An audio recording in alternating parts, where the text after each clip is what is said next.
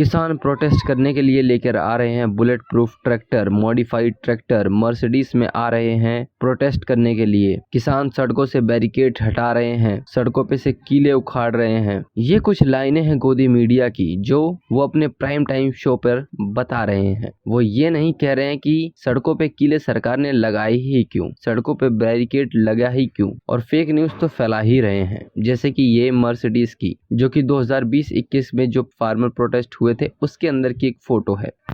खैर, गोदी मीडिया तो अपना काम करता रहेगा। हम आपको बताते हैं आज के इस वीडियो में कि क्यों फार्मर दोबारा प्रोटेस्ट कर रहे हैं, उनकी फिर से क्या मांगे हैं, सरकार इन मांगों को पूरी क्यों नहीं कर पा रही है और क्या ये मांगे फेयर हैं भी या नहीं। तो शुरू करते हैं। जब 2020-21 में फार्मर प्रोटेस्ट हुए थे 3 काने कानून के खिलाफ और एमएसपी के लिए, तब सरकार ने ये आश्वासन दिया था कि हम एमएसपी को लीगलाइज करेंगे और 3 काले कानूनों को वापस लिया गया। और 2022 के अंदर एक कमेटी का भी गठन किया गया जिसका काम था ये रिपोर्ट देना कि एमएसपी किस तरह से लागू की जाए, उसके ऊपर एक प्रॉपर रिसर्च करना, जिसके अंदर 29 गवर्नमेंट ऑफिशियल थे। उसके अंदर ना ही कोई किसान ना ही कोई इकोनॉमिस्ट था। तो जिनकी ये मेन प्रॉब्लम है न वो इसके अंदर शामिल है, ना वो लोग इसके अंदर शामिल हैं जो इस मुद्दे को अच्छी तरीके से समझ सकते हैं। जो ये दर्शाता है कि इसको सिर्फ और सिर्फ लोगों को बहकाने के लिए और ये दिखलाने के लिए किया गया था कि हम इसके ऊपर प्रोग्रेस कर रहे हैं। और अभी तक इस कमेटी द्वारा कोई भी रिपोर्ट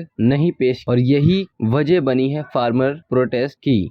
अपनी इसी मांग को पूरी करवाने के लिए 250 से भी ज्यादा किसानी संगठनों ने दिल्ली चलो मोर्चा निकाला है, जिसमें मुख्य हैं किसान मजदूर मोर्चा KKM और संयुक्त किसान मोर्चा नॉन पॉलिटिकल। 15 फरवरी को किसानों से इस मुद्दे के ऊपर मिनिस्टरों द्वारा, कुछ गवर्नमेंट ऑफिशियल द्वारा चंडीगढ़ में बात की गई, पर इस मीटिंग का कोई भी नतीजा नहीं निकला। परिणाम स्वरूप 15 बॉर्डरों को बंद कर दिया गया। हरियाणा के कुछ जिलों में इंटरनेट की सेवा भी बंद है। धारा 144 भी लागू की गई थी। किसानों के ऊपर आंसू गैस के गोले छोड़े गए और उनको दिल्ली आने से रोकने का पूरा प्रयास किया जा रहा है। इस समय दिल्ली का बॉर्डर ऐसा हुआ पड़ा है मानो LOC है और किसान पाकिस्तान से आए हुए आतंकवादी हैं जो भारत के अंदर घुसने की कोशिश कर रहे हैं। इस तरह से उनको ट्रीट किया जा रहा है। किसानों की पिछली बार की तरह ही इस बार भी वही मेन डिमांड है MSP। साथ ही उनकी कुछ और डिमांडें हैं, कुल 12। मैं एक ब्रीफ में आपको बता देता हूँ। फर्स्ट, MSP जो आप लोगों को पता है। साथ ही इसका जो रेट है वो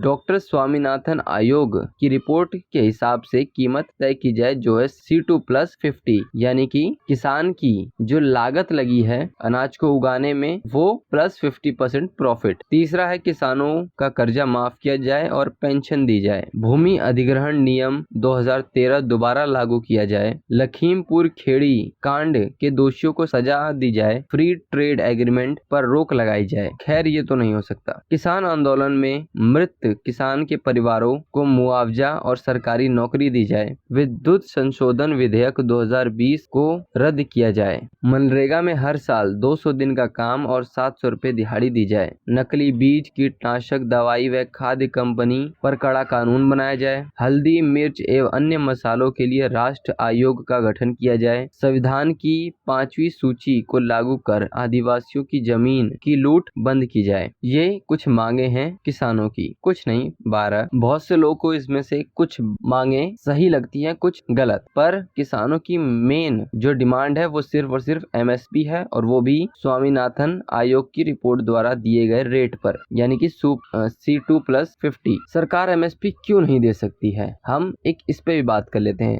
WTO द्वारा, वर्ल्ड ट्रेड ऑर्गेनाइजेशन द्वारा एक कानून है जिसके तहत कोई भी देश अपने देश में मौजूद किसानों को सब्सिडी नहीं दे सकता है, जिसके अंदर भारत भी शामिल है। और उसके अंदर शामिल होने की वजह से ही भारत कई सारे देशों से फ्री ट्रेड कर पाता है, यानी मुक्त व्यापार कर पाता है। अब अगर भारत किसानों को MSP दे जो कि एक सब्सिडी का फॉर्म है, तो ये कानून का उल्लंघन होगा, जिसकी वजह से भारत के रिश्ते खराब हो सकते हैं। पर इसके कुछ तोड़ भी हैं। हम इसको किसी और फॉर्मेट में भी दे सकते हैं, जिसके लिए कई सारे इकोनॉमिस्ट हैं जो इसके लीगल तरीके से कैसे इम्प्लीमेंट किया जाए ये सलाह दे सकते हैं। पर सरकार को तो किसानों से ज्यादा मंदिर की लगी पड़ी है। खैर, मंदिर तो बनके तैयार हो गया, पर अच्छे दिन और राम राज्य अभी भी नहीं आया। जिस देश में अन्नदाता ही मुश्किलों से जूझ रहा हो, वो देश भला कैसे आगे बढ़े? इसके ऊपर सरकार को जल्द से से जल्द कुछ करना चाहिए, क्योंकि इससे देश के हालात और दूसरे देशों में भारत की इमेज पर नेगेटिव इम्पैक्ट पड़ सकता है। फिलहाल के लिए तो दिल्ली की सड़कें, नोएडा तक आने जाने के कई सारे रास्ते पूरी तरीके से ट्रैफिक से भरे हुए, बॉर्डर पर अभी भी सीज लगा हुआ है। किसान अभी भी अपनी बात पर टिके पड़े हैं। इसके ऊपर कोई भी बातचीत हुई है, उसका कोई नतीजा नहीं निकला है। आगे इसके ऊपर कैसी अपडेट आएंगे ये हम आपको बताते रहेंगे। आई होप कि ये जल्दी खत्म हो जाए, किसानों को उनकी डिमांड भी मिले और देश के रिश्ते भी सही सलामत बचे रहे, जिसके लिए जरूरी है कि हमारे देश के नेता लोग सही फैसले और सही समय पे लें। बहुत बहुत धन्यवाद। मिलते हैं नेक्स्ट एपिसोड में। जय हिंद।